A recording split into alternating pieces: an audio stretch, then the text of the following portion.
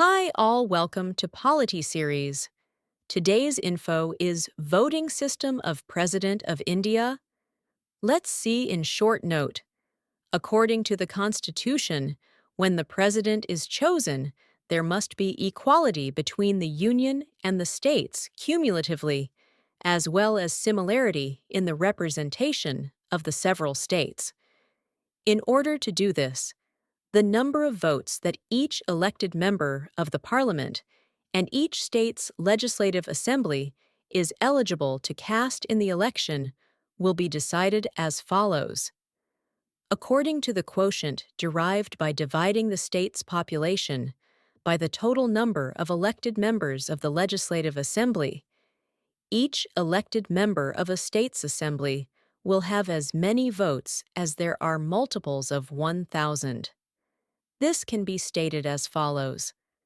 The value of an MLA's vote is equal to the state's total population divided by the total number of elected state legislative assembly members times 1,000th.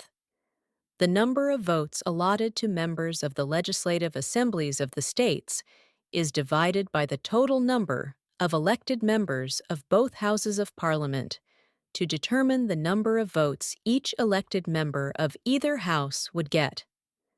This can be stated as follows. The value of an MP's vote is calculated by dividing the total number of elected members of parliament by the total value of votes cast by all MLAs in all states. The single transferable vote and secret ballot are used to elect the president in accordance with the proportional representation system. The winner of the election will be returned by the absolute majority of votes according to this method. A candidate must receive a certain number of votes in order to be declared elected president.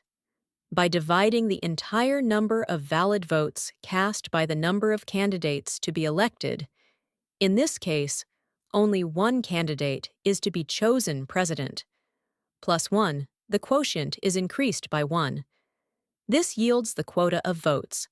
One way to express the formula is electoral quota equals 1 plus total number of valid votes polled divided by 1 plus 1 equals 2. Only one ballot paper is distributed to each electoral college member. When casting a ballot, the voter must mark 1, 2, 3, 4, etc. next to the names of the candidates to express his or her preferences. This implies that a voter may express as many preferences as there are contenders. The first preference votes are counted in the first phase. A candidate is deemed elected if they achieve the necessary quota during this stage. If not, the vote transfer procedure is initiated. The candidate who receives the fewest first preference votes has their ballots canceled, and their second preference votes are moved to other candidates' first preference votes. This procedure keeps on until a candidate meets the quota. Please do follow and subscribe. More information is about to unfold shortly. Stay tuned for more updates. Thank you, guys.